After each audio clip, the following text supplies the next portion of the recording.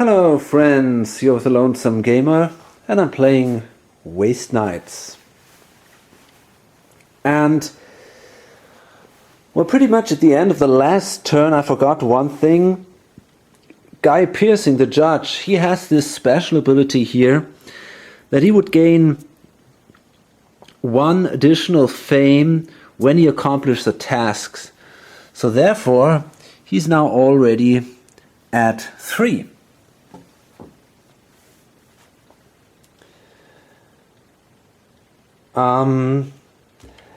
So he's an elite, and he also has the best equipment with this auto shotgun here. It's already a red card. The others don't have any of that type. He's in a good condition, so right now I would say it's looking pretty good for him. But, well, we'll see what happens. Blue, this guy is close behind. The others, well, only one fame. But we'll see. Okay, I'm gonna do this preparation phase of the turn now, the last time on camera, and then in the future turns I'm only going to do the wasteland phase, because basically in the preparations phase not too many interesting things happen. So what we do is, again, we advance the round marker. Remember, a maximum of 12 rounds, and the first waster, the first knight who has 10 fame points can try to bring the Black Widow, which will then be placed somewhere out in this outer tier here. He can try to bring the Black Widow home to that city here, Gangrene. That's the goal of the mission. But first they have to get 10 fame points. Then we're gonna mark the tasks.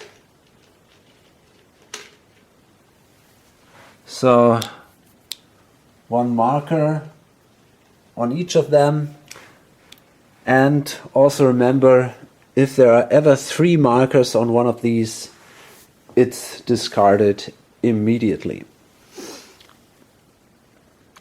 The game board effects, so we see here they are all in a city, and in a city they can regain or refill one single resource. So in this case, this guy will gain 1 fuel. He is full. He can heal 1 radiation damage, and this guy will also refuel.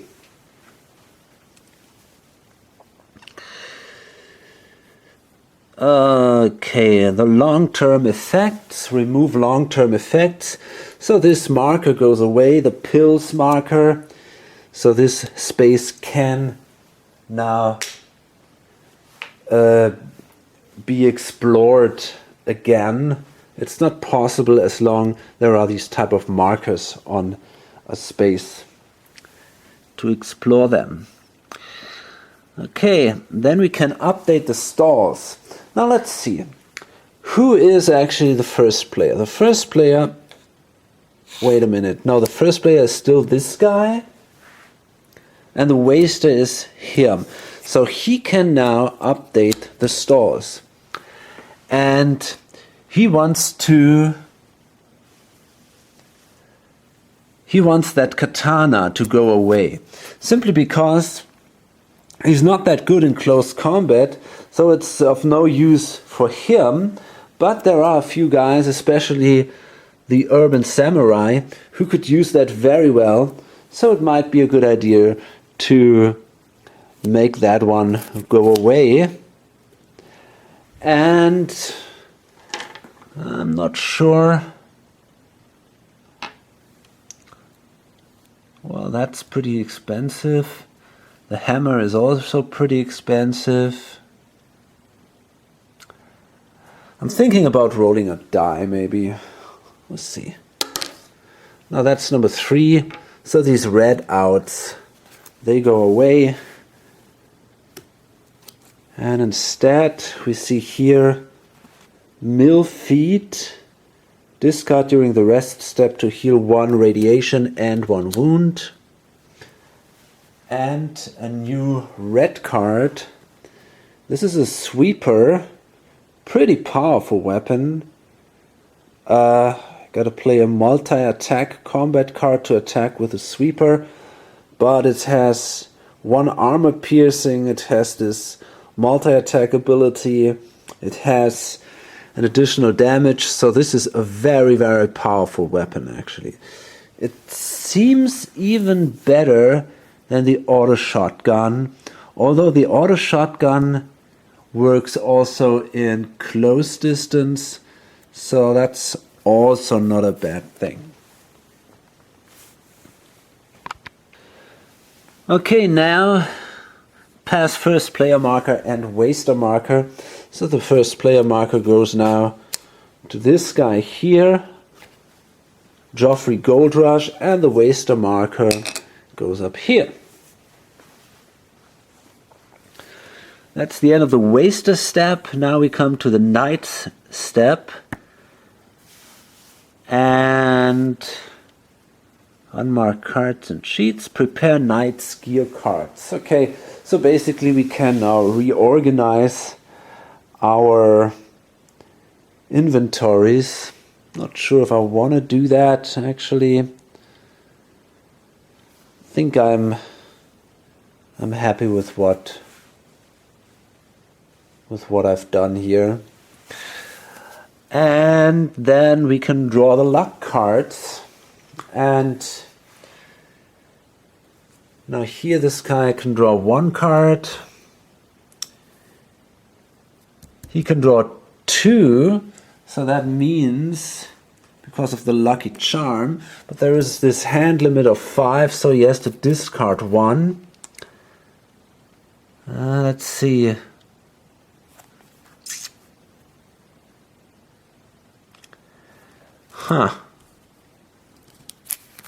I think I'm gonna discard All Night on the Road. Or the Deep Pockets. I mean, the Deep Pockets, they are good if you have multiple weapons, for example, but I think in this situation you don't need these. So they go away. And now Joffrey can also draw 2 cards because he has a lucky charm. And finally, Guy can also draw 2 cards because of his lucky charm, and he also has to discard 1. So he's gonna discard the Chop Chop. He already has that once, and I'm not sure if that's... I mean, it's a good card. It's not a bad card. Might give you here and there. Well, maybe I should hold on to that one. Maybe All Night on the Road. I could discard that.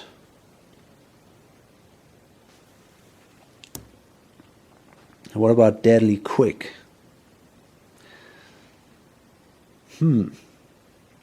Hard to tell. Okay, I think I'm gonna throw away All Night on the Road.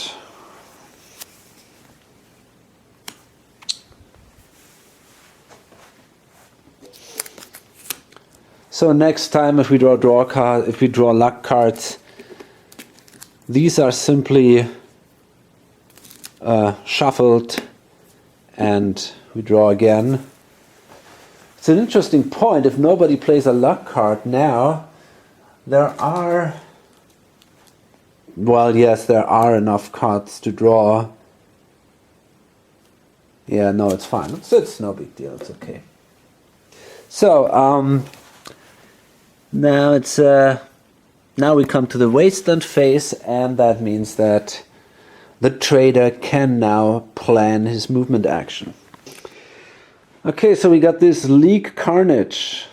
I know gangrene is far, far away, but I still managed to fix matches there. Place your bet on grinders and I guarantee that you won't regret it. Okay, explore Varata Industries, which is right here. And discard any gear card there. So he has quite a few of them. Shouldn't be a problem. Take this card then. And then he's got to explore gangrene, which is really close by. And that would then give him 2 fame and 2 green cards. So that's not too hard to fulfill, and well, it's not a bad task with 2 fame. That's a nice payoff. The problem is now the trader is down here. I wonder how to get there. So he's got the Strider, which gives him 4 points.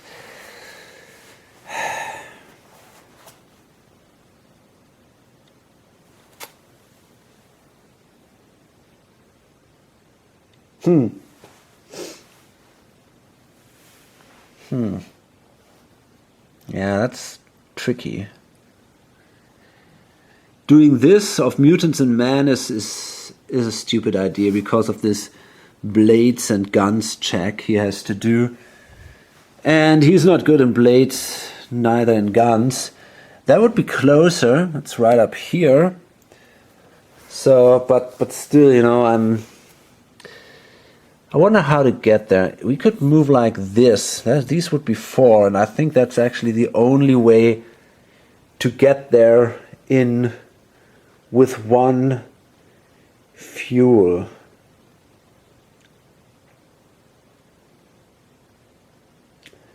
It's pretty risky. I mean, the other way would be 2 fuel.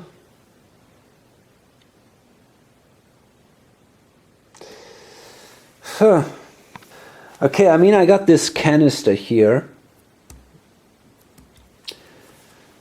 So I'm actually thinking about maybe taking a safer road, which will take longer, but yeah, as I said, is safer. So we could move, for example, here and down there.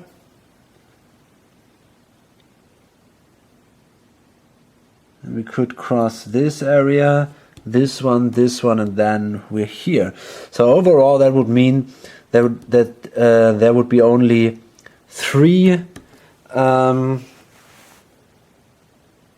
event cards to draw.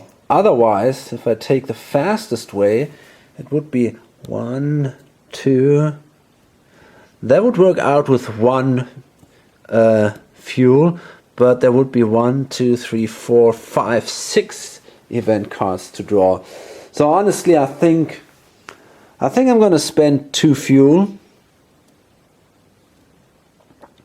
And I'm going to throw away the canister right away so that I got a full tank. I could discard it any time to regain 2 fuel. And then I can now move, let me see that, let's take, this is such a long road, so there I want to mark that. Could move down there or up there. I think I'm going to move here. Or is that more risky? Well, there is this radiation symbol, but I don't think that makes a big difference, actually. Now let's count that. We got here 1, 3, 5, 6, 7, 8. That is just fine to get there with 2 fuel. So we move here, and the waster can draw the first card. And by the way, I made a mistake, yeah. We just paid 1 fuel right now, so I'm not gonna play the canister yet, because if I don't make it far enough, I might not be allowed to move further than 4 points, and then I don't have to pay the next fuel anyway. So we got these Zealots of Humus, and stop immediately and take this card. You lose one health. Discard this card during the rest step if you are on any city hex. Otherwise, lose 1 wound or health. So I'm pretty good in talking. I got a value of 4. So therefore, that's not such a big threat. And I guess the waster will not play this card right now. Then we can move on here. And we move on. That was my 3rd movement point. We move on here. And now as we enter that space, we can draw, or we got to pay our next fuel. And now we can discard the canister, and we are back on our full tank. Okay, and then I can move here. And now I enter this space, and the waster can draw 2 additional cards because of the 2 skulls here.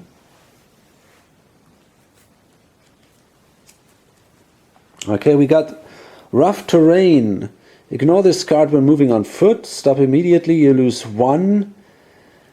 One fuel, and your car suffers 1 damage.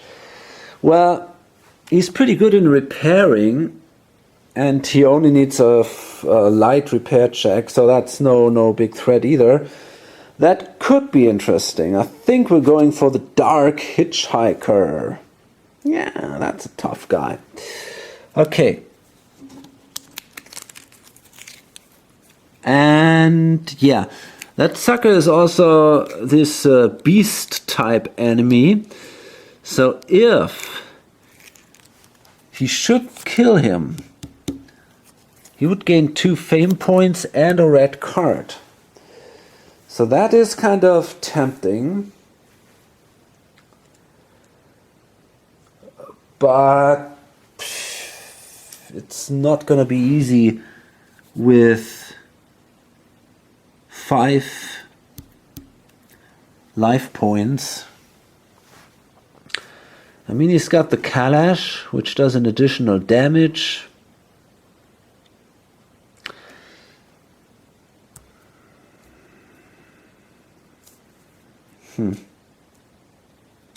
He's got the faster. During this clash, your opponent's attack checks suffer -2. But then again, this thing does has 5 die rolls. Wow. Okay, I think I want to avoid this guy. The Kalash is not bad, but it is only a weapon for medium range. This guy is going to try to come into close combat, because he's got this special, he can only do close combat. So I will get a free shot, basically, in the first, it will start, the fight will start in medium range, so that gives me a free shot. But then this guy will come closer, and in the second combat round, I will actually have a problem, because then he can do an attack with 5 dice from short range. That's usually not such a great idea. He does an additional damage. He has the armor piercing thing, and yeah, I will not have a second shot during this turn. I mean, in the second turn, I could then move back while he does the attack. And then in the third turn, I could take another shot. But honestly, this guy has 5 life points. So I need to do with 2 shots 5 damage. And I don't think we can do that. So I'm going to try to avoid this guy. And I'm pretty good in talking. I got a 4. Now I could play the piece of cake. Your skill check is automatically passed. This card cannot be played to pass a combat check. But I can play this card. But I think I wanna keep that card for now because I got a 4 and I got the chili suit, which would allow me to reroll the escape check. And I got Focus Man, which would allow me to reroll all dice a second time.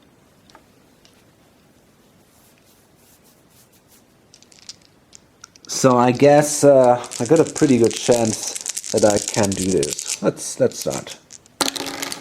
Yeah, okay, I did it. I got a 0.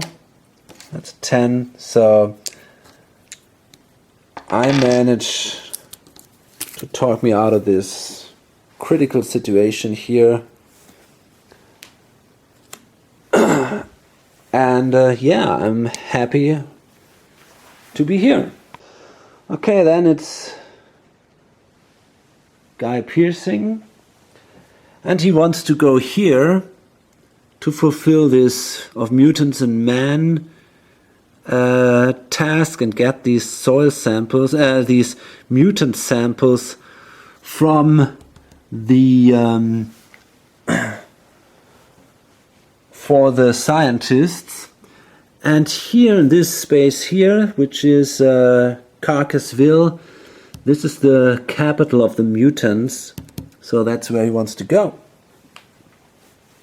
And he will pay a 1 fuel and then simply move. Well, which way?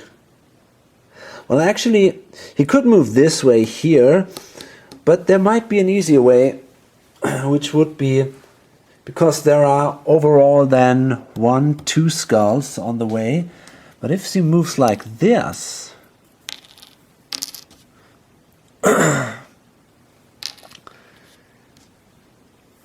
there will be only there will be only 1 skull. And it's still fine with a movement allowance of 4. So he enters this hex, and the waster can draw the first card. Okay, now here we have some kind of Wolverine. Cerbero Finest. That's a tough guy. Before combat you suffer 2 radiation. Wow. Yeah, that's a real sucker. Well, I mean, this guy would give us 2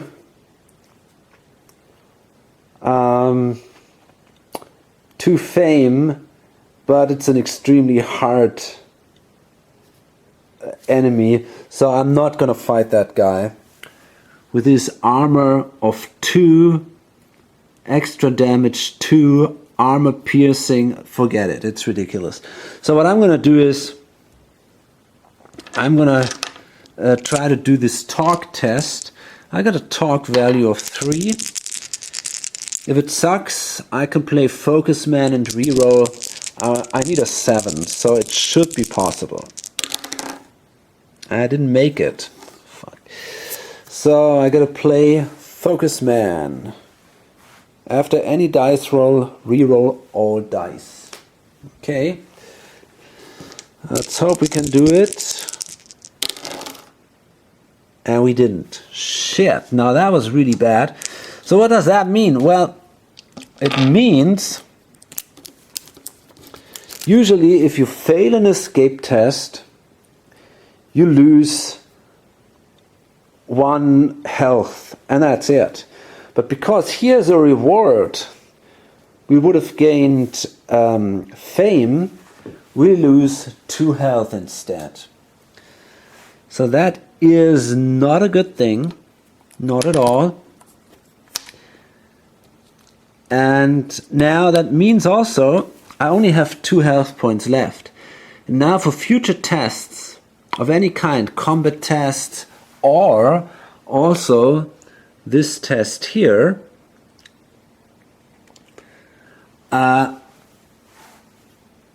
we have 1 less die, because you know, if you are heavily wounded, you're not that good in fulfilling any skill challenges.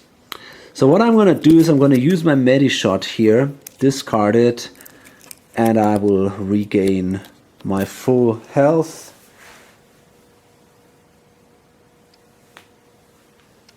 I think it makes sense here. Okay, and well, actually, I could have waited and drawn another card here. I played that right away, but it was obviously a good idea. This guy was so strong. So we can now move here. And that's the end of my movement. So, over there, Hugh Jackal. Where does he want to go? Good question.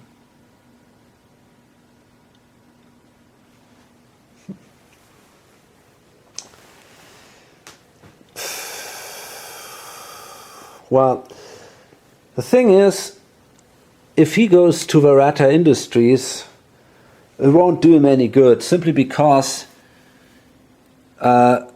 this League Carnage will be done by the trader. He's the first player. There is no way to change that.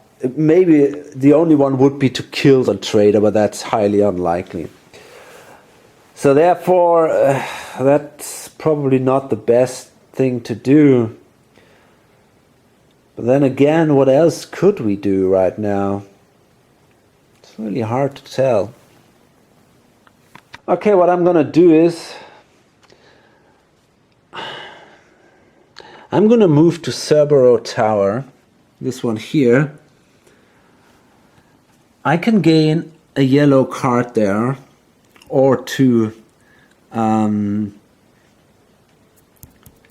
green cards, but I think a yellow card would be pretty good. And yeah, it's a little additional equipment, which is definitely a good idea.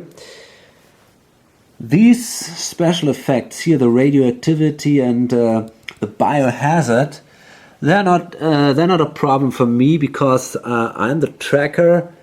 So my special abilities ignore all radioactivity and biohazard from your hex in the preparations phase. So that's cool. I think I'm going to move there, and yeah, it will take me 1 fuel to get there, and I'm going to draw a card for entering our first hex. Lords of the Waste. Wow.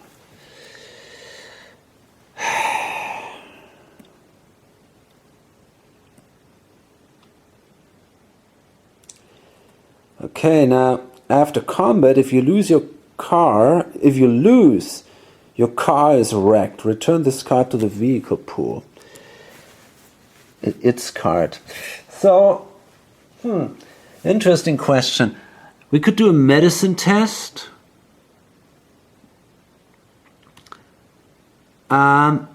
Which is a 3.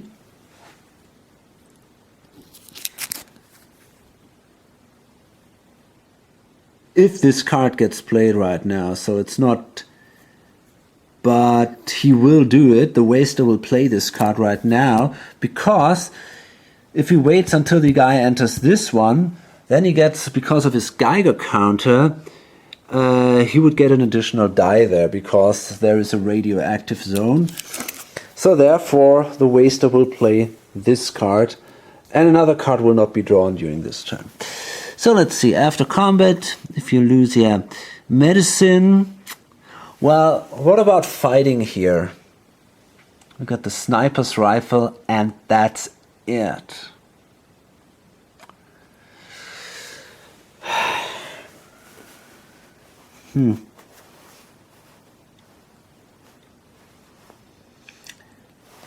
So this thing works in medium range. The sniper rifle also works in medium range. Well, maybe I should try it, you know. I only got a junk protector, and this guy has an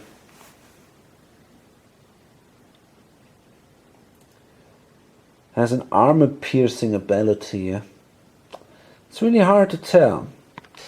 Yeah, you know what? I think I'm gonna go for it. I got some good cards here. I got Click Click, which I cannot use because it does not have. This guy doesn't have any bullets here, any weapons with bullets.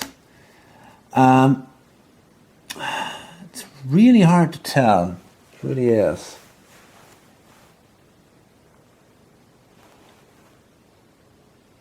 Five hits are hard to do. They're very hard to do, actually. I only have guns 3.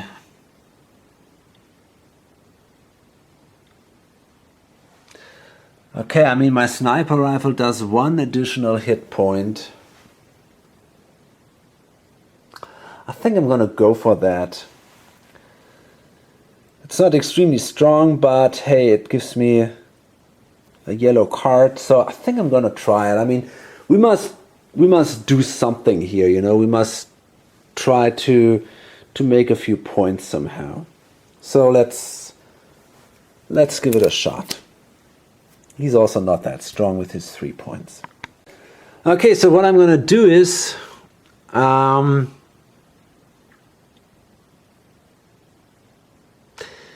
think I'm actually gonna play Deadly Quick before combat, set the range of the first clash, place the range mark on any range card. So that would actually give me the initiative. If we start a long range with my sniper rifle, I have the initiative.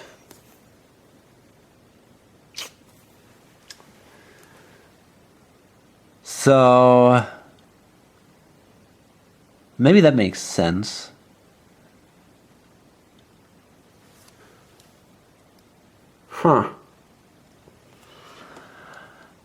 After you play the Prepare Combat card, your next attack check additionally gains +1 die. Well, I could do that. But then this guy gets a free attack, basically. Wow. But I could play faster. Man, there are many options here.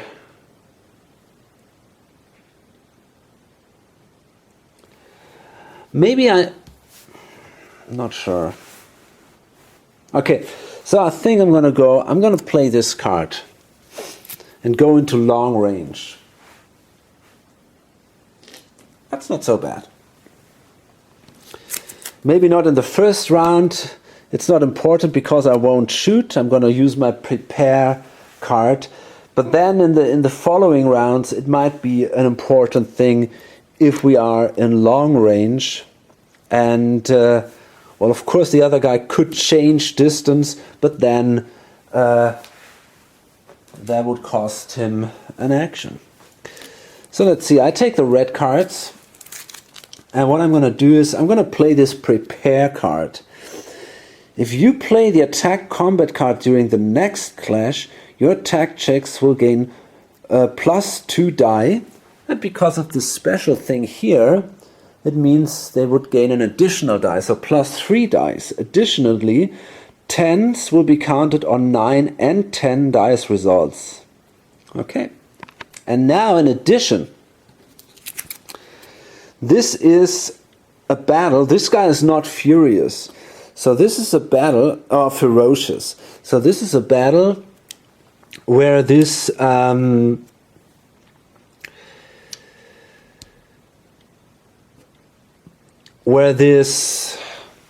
dominance rule comes into play. So we can now win the battle in two ways. Either we kill the guy, take away his 5 life points, or at the end of the battle we have the dominance over him. And it doesn't matter in which way we win, we will gain the reward if we win. So, what is he gonna do now? Well, basically,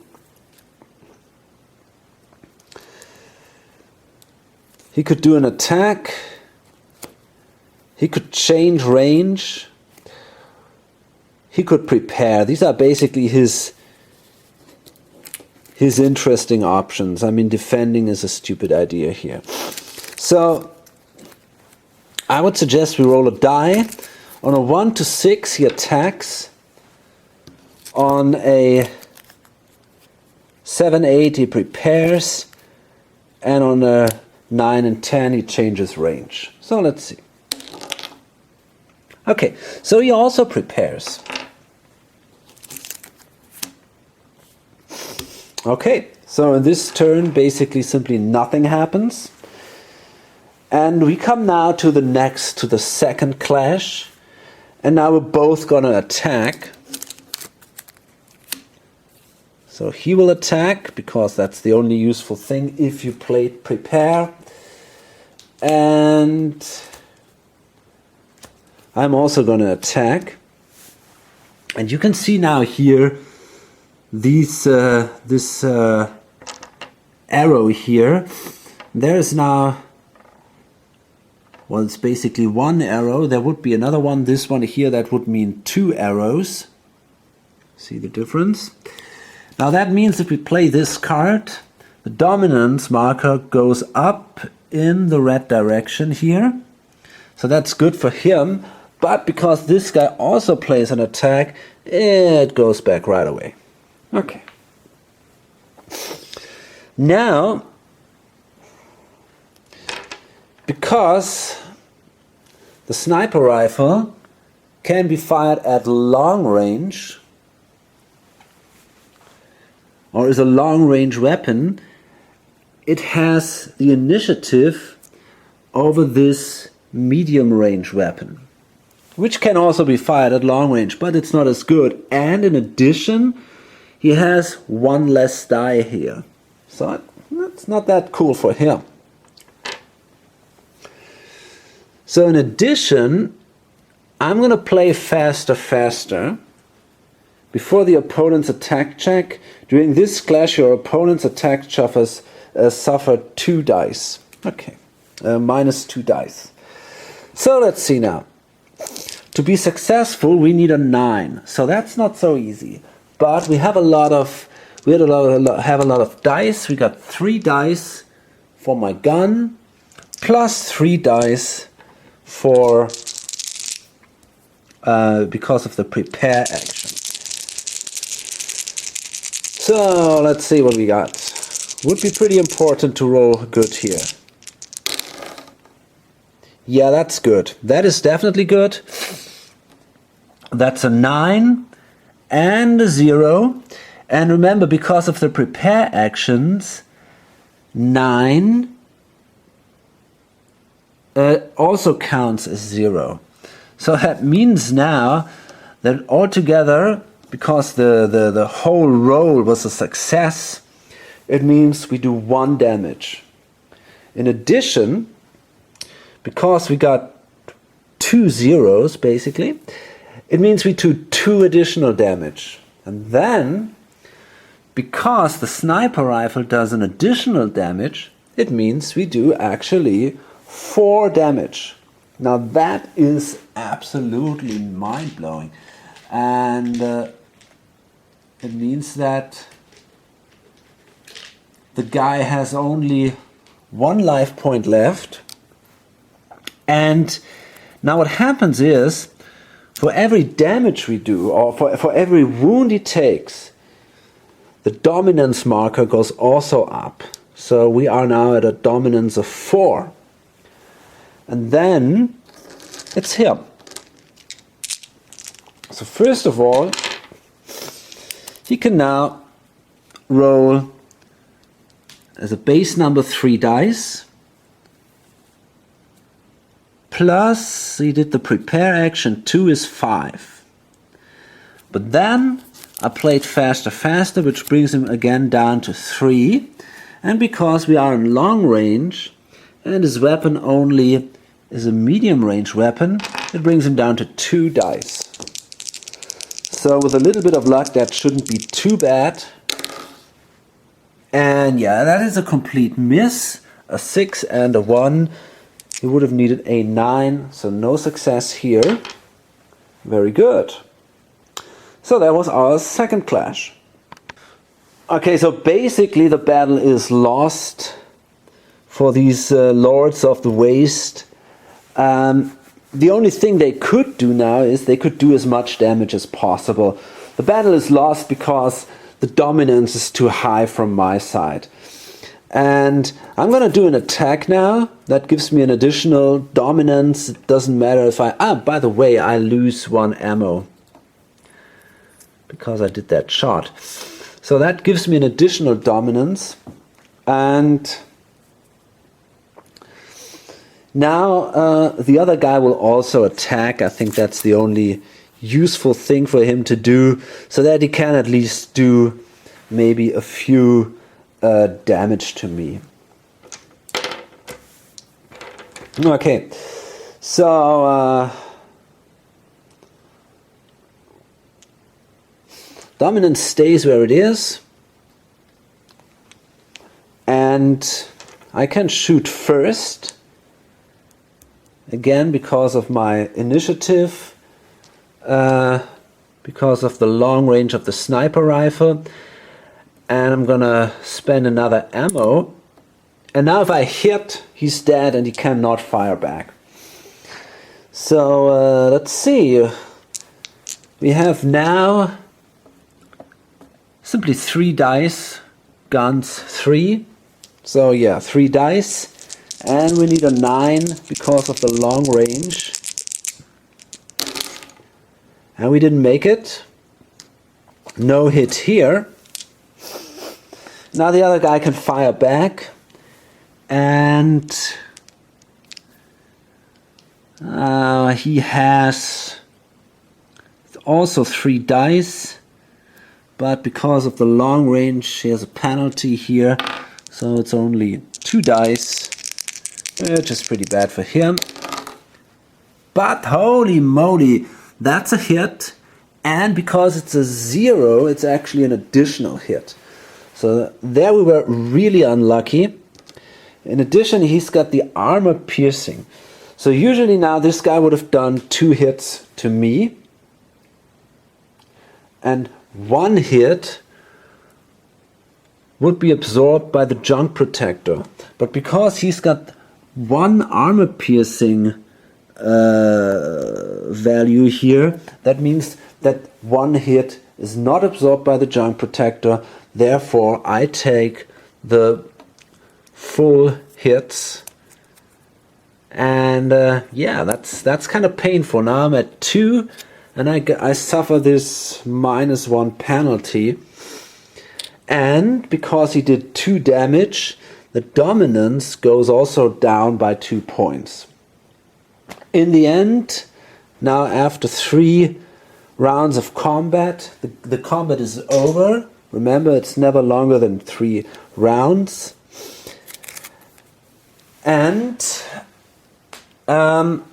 yeah, we are dominant. So that means we've won the combat, and that gives me now a yellow card. But it was kind of expensive. It has cost us 2 life points. Okay, what is that? Tasmanian Hellraisers. Discard before combat. During this combat, your attacks gain 2 additional hit points. Now that's That's a pretty awesome one. And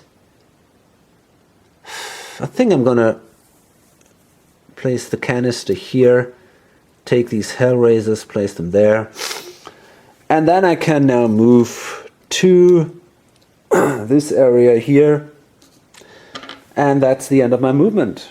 Okay, so what is he doing now? The Urban Samurai Michael Payne. Well,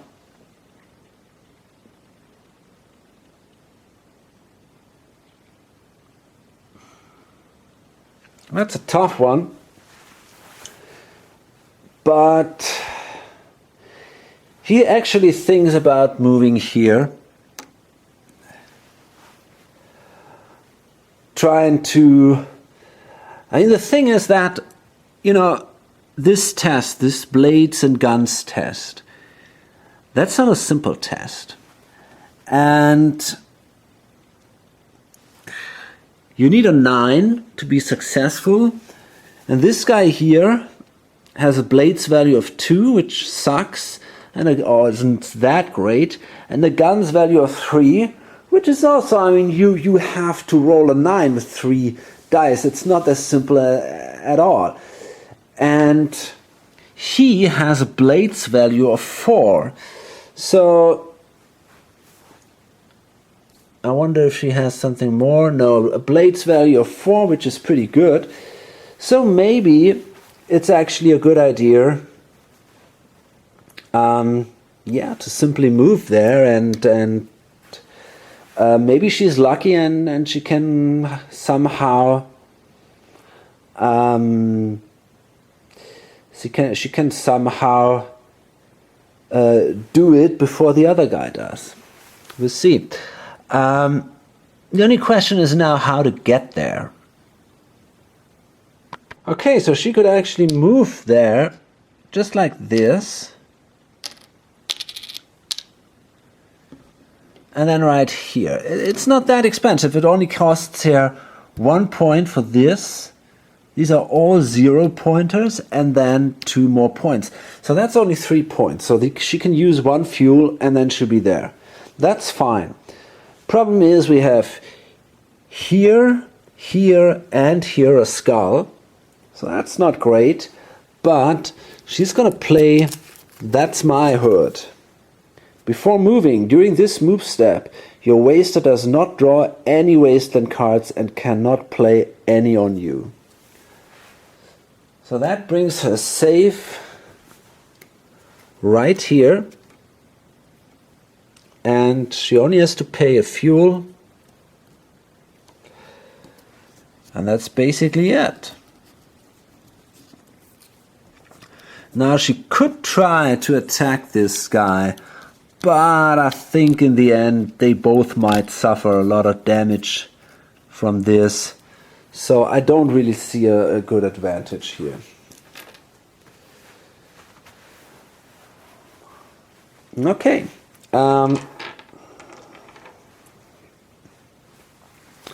So that was the end of the movement phase, and now we come to the exploration step. We start with him, Geoffrey Goldrush, our trader, here at Varata Industries, and well, all he's got to do is basically discard any gear there. Is there anything special? No. Yeah, that's all. So he can simply discard maybe that, the surgical instruments, and then he gets the card. The task marker stays on the card, obviously, and then he can do something else there. For example, gain a green card, and yeah, he's gonna do that obviously. And that's a bayonet attached to a weapon without melee, limit 1 per weapon. So that gives him then the melee ability. And he can attach that to his Kalash. Usually you do these attachments during the rest step, when you're allowed to organize your staff. But it doesn't matter right now. I can also do this right now, so I won't forget it. And if you attach something, you place it underneath the card or the weapon. Usually you're supposed to do it more like that, so that you can see, okay, there is now this ability there. But obviously, if it's a weapon in your main, and if it's one of your starting weapons, you kind of have to do it like this. But I'm pretty sure we can remember that.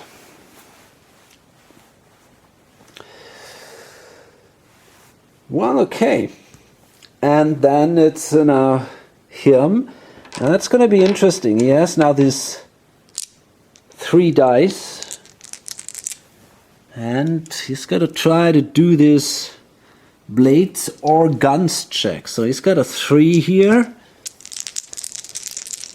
So he needs a 9 to be successful. And he doesn't have that. That sucks. That's a 2, a 6, and a 4. Bad luck for him. Really bad luck.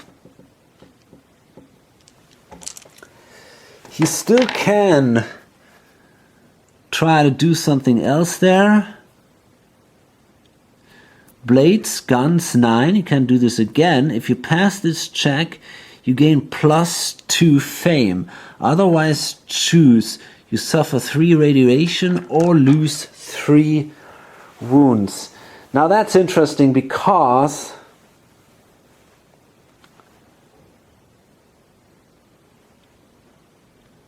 that's really tempting.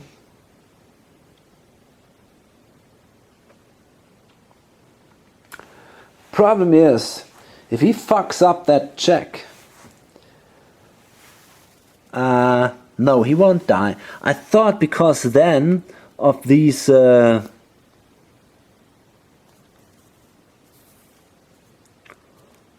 game board effects here, he would be forced to lose another radiation, or to take another radiation, and to lose another health. So if he that would bring him then to into this very bad position that he would simply be dead. But he has a chance to, for example, discard this card here. Boy, that's a risk. I'm not sure if it's worth taking. It's really hard to tell. He's in the lead anyway. But then again, if he does that now, he would be at 5 points, which is pretty awesome. I'm really thinking about risking that, I mean, if I screw up, I can move to the pumps and basically recover completely, and I can even go there by foot, so it's not too dangerous. I might have a chance to survive that. On the other hand, if I make it, that would bring me a big step closer to my goal of gaining 10 fame. So I think I really want to do that. So I'm going to do a guns test here. And yeah, exactly. Blades and guns, if you pass this check, you gain +2 fame. Let's try it again. And I didn't make it again. Fuck. Wow, that was risky, but okay. And now I can choose 3 radiation or going down to 1 health. So if I go down to 1 health, for all my future checks, I would suffer 2 less dice. That's not cool. If I go to 3 radiation, there comes also an effect. Wow, I would lose 1 health. But I think I would lose 1 health, and my 10s don't count as specific successes anymore. So as these additional hits, for example. And I lose a health, I think, during the preparation phase. I'm not sure, but I think that's what happens. Still, I think I'm going to take the radiation. I think that's better for me. Whew. Wow, that was a little bit of a blowback here.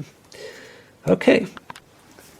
So now it's this guy here, Hugh Jackal at Cerbero Tower.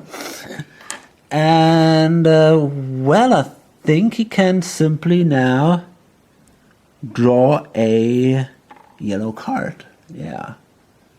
That's what he's allowed to do. And obviously, well, he could also draw 2 green cards and hope for some medicine, because he's in pretty bad shape, actually.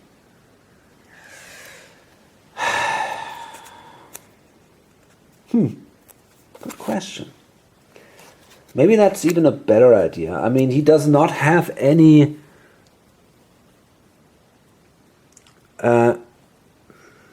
maybe he does not have any luck cards which allow him to heal. So I think he's actually going to go for 2 green cards. Maybe he's lucky there. Well, he isn't.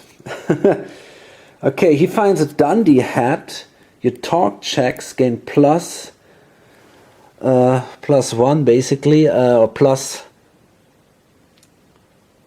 plus an additional die, a limit once per night. And a fire axe. Only a madman would use it against fire. And that's a pretty good close combat weapon with 2 additional damage. So he could actually consider using the axe, but probably not, as long as he only has 2 life points left. But in general, that might be an option.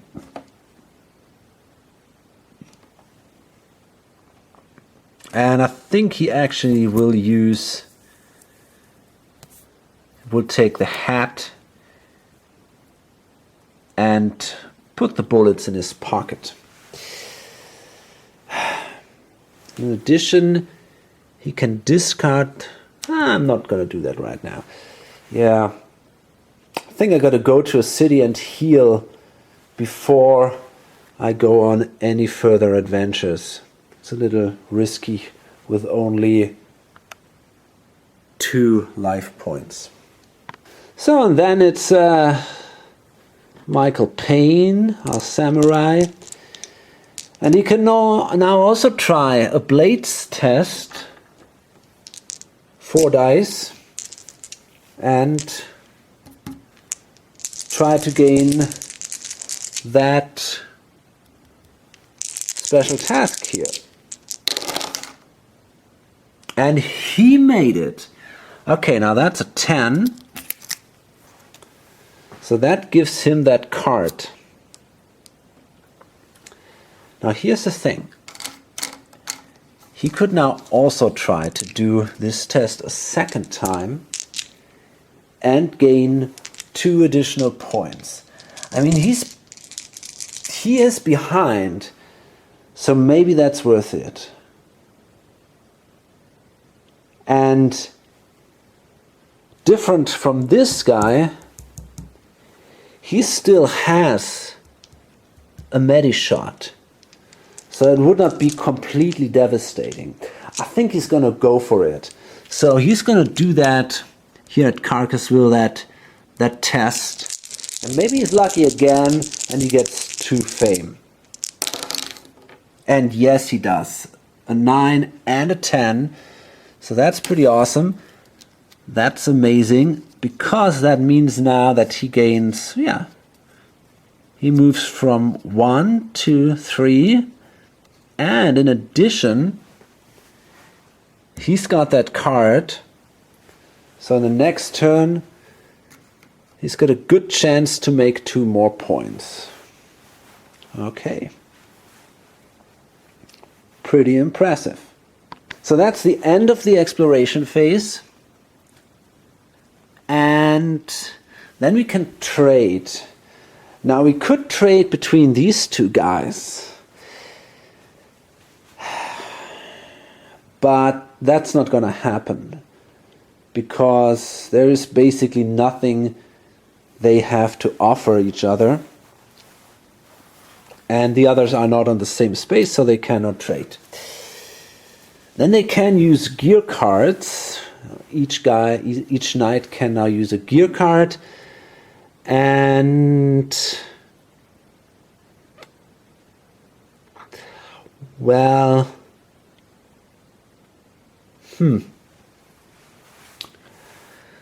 let's see.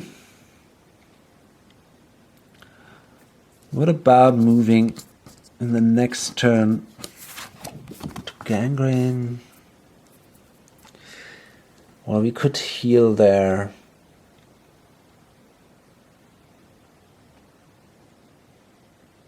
That kind of sucks. I think I don't want to use my card. Oh, shit. Oh, I could. Yes, damn it. I'm not sure, actually. I'm going to do it. I'm going to use my gear card, my canister. And that brings me then back here to a full tank. And what about this guy? It's not necessary for him. He's also in a good shape.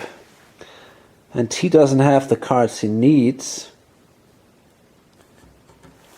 I'm going to check when this penalty here applies. Yeah, let's do that right away. Okay, I was wrong. It would have made sense to me if you would have lost one health. I don't know. Let's say during the preparation step or something. But that's not going to happen.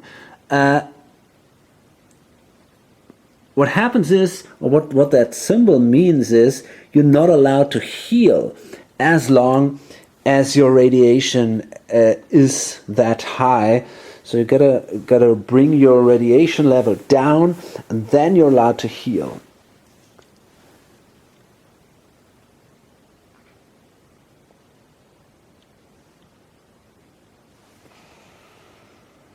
Okay. Yeah, okay. So, yeah, what happens next then? We got the quick resupply. Okay, so let's see. Well, hard to tell.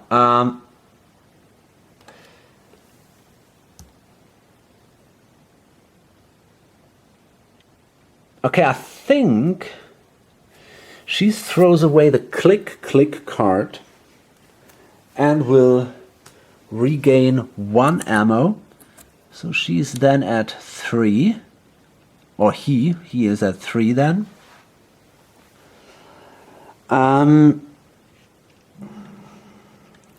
What about this? Maybe all night on the road gives him back his fuel. Here the trader is in a perfect condition, so no reason to do a resupply here. And he's in big trouble, because if he would not get rid of some of his radiation damage, then during the next turn he would be KO'd, because in this area he would suffer more radiation damage. And yeah, that's a pretty bad idea for him. So he's got to discard this one here, because that allows him to reduce his damage by 1. And then in the next turn it will go up again, but at least at the preparations phase it will go up again, but at least he will not die from it. He's got that gunsmith kit, which he could have used now, but he already is at his maximum ammo, so he can't use it. And that's it. Yeah, that's the end of the turn then. So again, we're going to load this up, and I think we definitely have seen some surprise here. I really expected this guy to rock and to kind of, yeah, make it now pretty easy with his great weapon, and he was in a very good shape. Yeah, but then he fucked up badly here in this mutant city. And on the other hand, our samurai Michael Payne, he was doing great. He has the task. He managed to do this this role there, and he's now together with the other guy in the lead, but with a better perspective, no doubt.